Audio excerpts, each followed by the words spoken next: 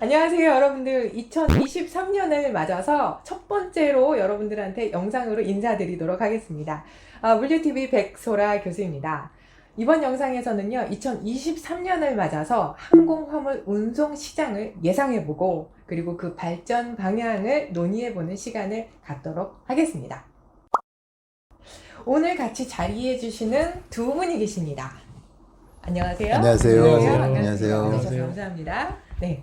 그럼 각자 소개를 좀 부탁드리도록 하겠습니다. 제가 할까요? 네네. 안녕하십니까.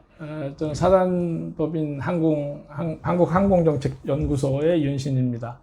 1983년도에 대한항공에 입사를 했고요. 공부를 좀 더 해서 한 10여 년 전에 박사학위도 하나 받았습니다.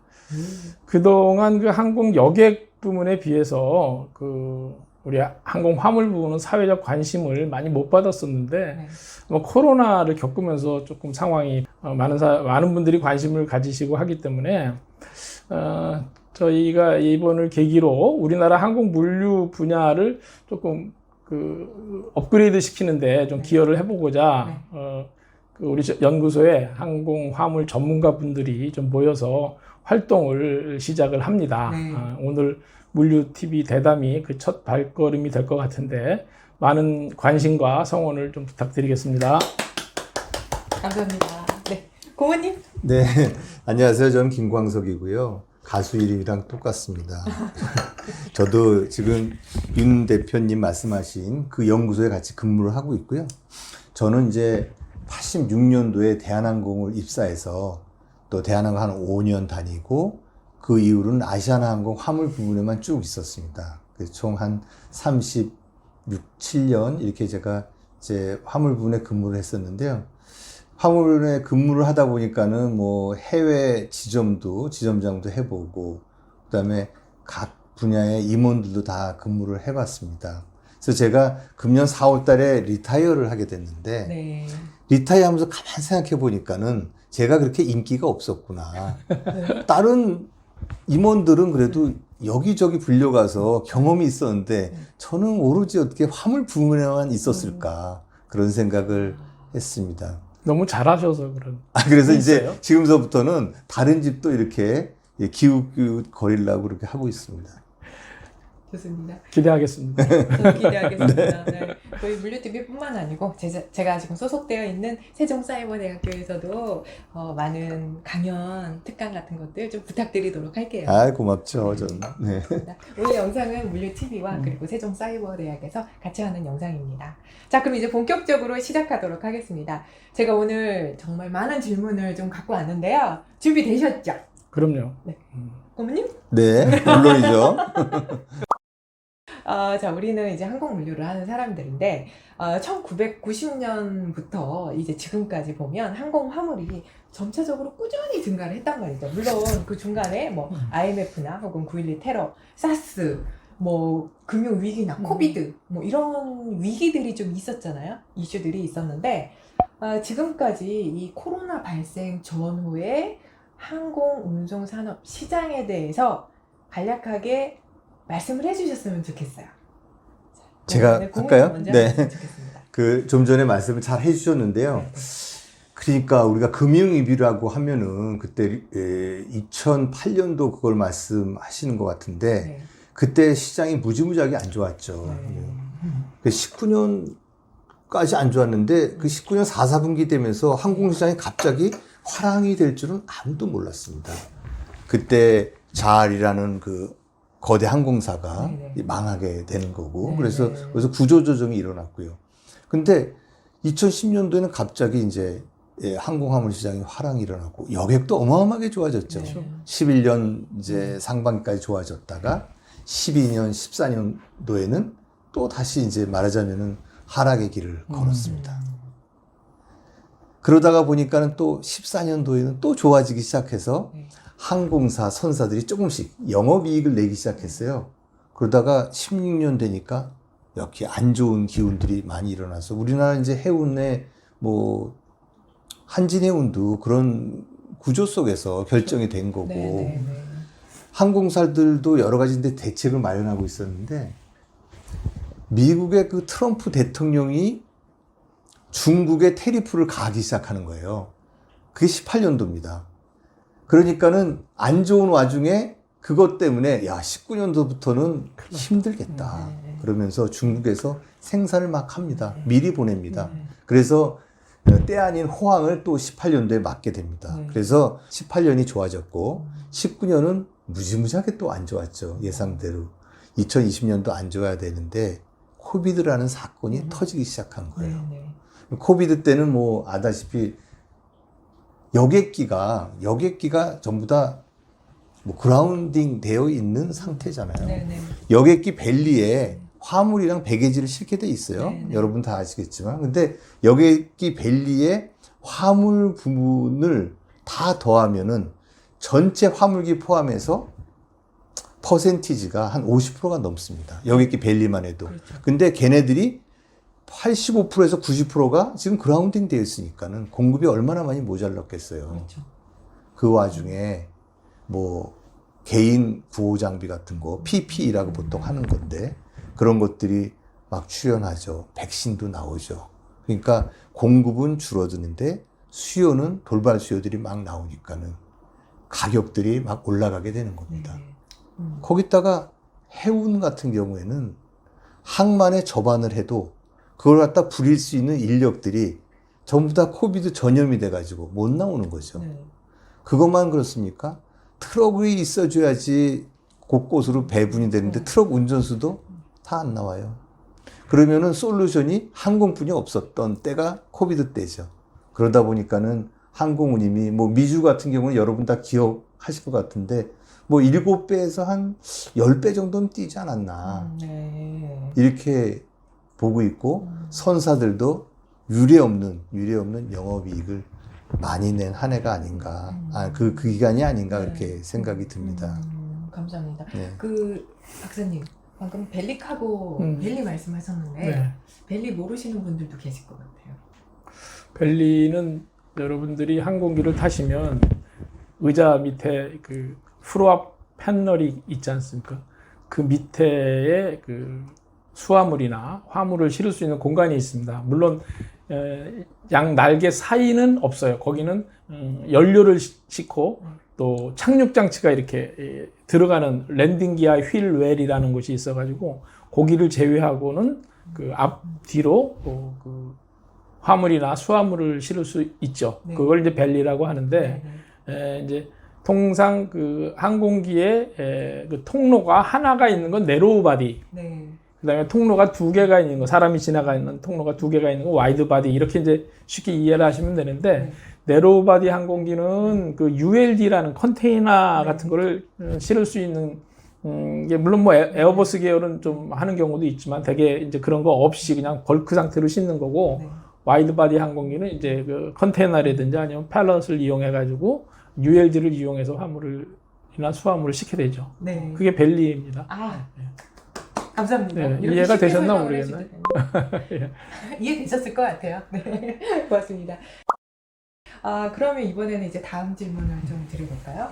그 이런 상황에서 항공사들이 이제 여러 이제 각고의 노력을 했을 거라고 생각을 하는데 구체적으로 어떤 전략을 펼쳤는지가 좀 궁금하거든요. 혹시 아시는 사례 있으면 좀 간단하게라도 말씀해 주실 수 있으세요, 박사님? 글쎄요, 뭐 우리 부사장님 다 이제 잘 말씀을 해주셨는데 뭐 항공사 입장에서는 아까 이제 운임과 관련된 부분이 가장 그 좀 중요하지 않았었나 싶습니다. 특히 이제 공급이 아까 이제 여객기의 화물 공급 비중이 한 50% 정도가 되는데 그 비행기들이 거의 다 그냥 안 하기 때문에 시장의 공급은 확 줄어든 상태에서 아주 급한 화물들이 전부 이제 항공으로 모이다 보니까 아시다시피 항공은 뭐 굉장히 좀 그 절차가 간단한 편입니다. 여기서 짐이 출발지에서의 선적이라든지 또 도착지에서 내려가지고 배송까지의 절차가 해운에 비하면 굉장히 간단하거든요. 그러다 보니까 급한 물건, 뭐 납기를 못 맞췄다든지 아니면 아까 말씀하신 뭐 소독제, 뭐 마스크 이런 것도 많이 나갔거든요. 이제 그런 것들이 나가는 과정에서 처음에는 사실 그 항공사들도 야 이렇게 공급이 없어지고 물건이 안 나오면 힘들겠다라는 생각을 했었을 거예요. 근데 막 그런 어떤 그 급한 물건들이 나오기 시작하면서 네. 오, 야, 이게 물건이 나오는구나. 네. 근데 공급은 없어. 네. 그래서 가격을 올려야 되겠다. 네. 그래서 이제 가격을 계속 올리는 이 작업들을 했고요. 그래서 가격이 엄청나게 올랐고, 네, 그렇죠. 그 다음으로 했던 게, 야, 그러면, 야, 여객기가 원래는 사람도 타고 화물도 타야지 돈을 벌 수 있는데, 가격이 이만큼 오르면 사람이 안 타고 화물만 실어도 그 가장 유효한 전략으로서 네, 네, 네. 그 항공사들이 고민을 하지 않았을까 하는 네, 생각이 네. 듭니다. 아, 감사합니다. 고모님은 어떻게 보세요? 윤 박사님 말씀이 이제 잘 해주셔가지고 제가 뭐 조금 더 덧붙인다면은 네. 이제 여객기 활용도가 굉장히 높았죠. 네. 높았는데 화물기도 이제 뭐 아시아나도 많이 갖고 있었고 대한항공도 물론 더 많이 갖고 있고 근데 화물기는 예를 들어서 어떤 고수익 노선이 있다 그러면은 수익이 조금 안 나는 데는 여기 좀 빼서 고수익 노선에 재편하는 예. 그러한 전략을 썼죠. 그리고 원래 이제 그 두 국적사들은 이제 스케줄 서비스를 하는 데인데 차터 수요가 굉장히 많아진 거예요. 그래서 이제 차터 비즈니스에 눈을 뜨게 된 거죠. 네네. 그래서 아시아나항공 같은 경우에는 차터 파트를 이제 별도로 만들었습니다.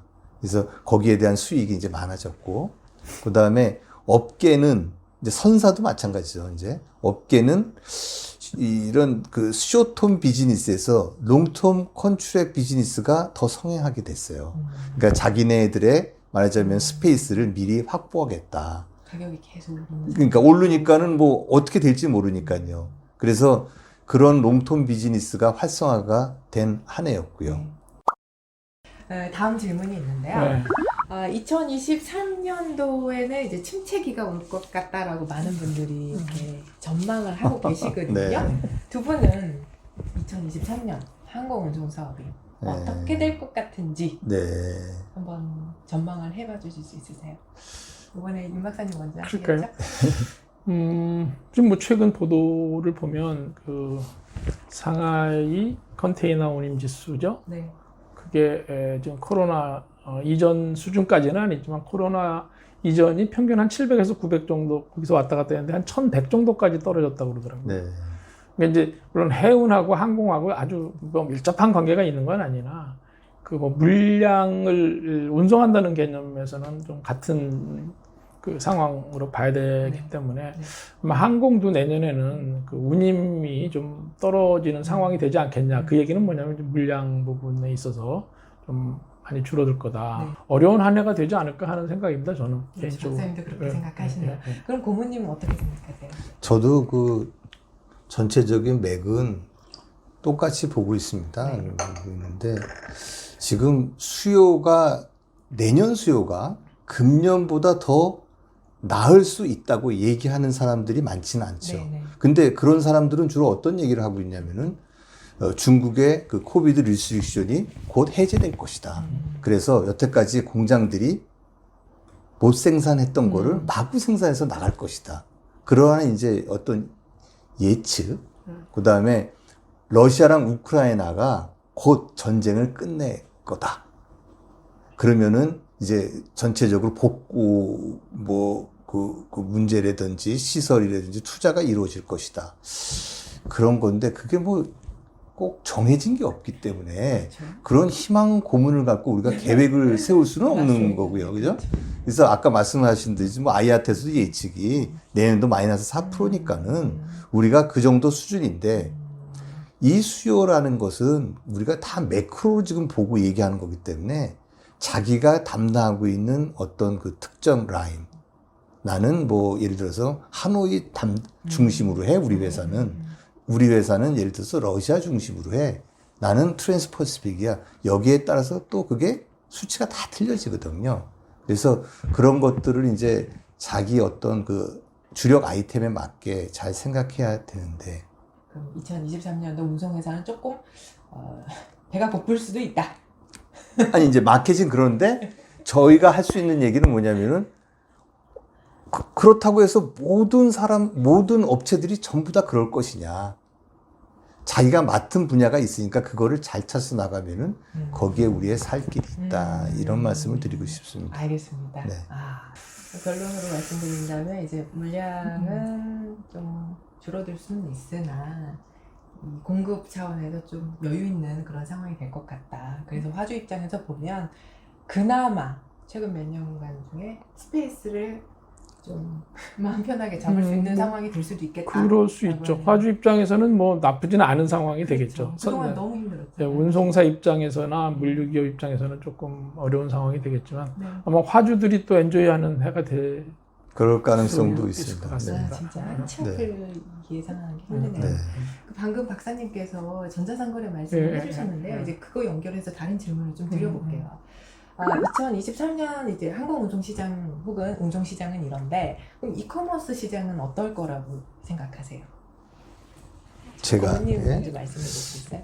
글쎄요, 이커머스가 지금 이제 항공화물 그 아이템으로 이커머스라고 명명된 지가 한 십몇 년 되는데 네.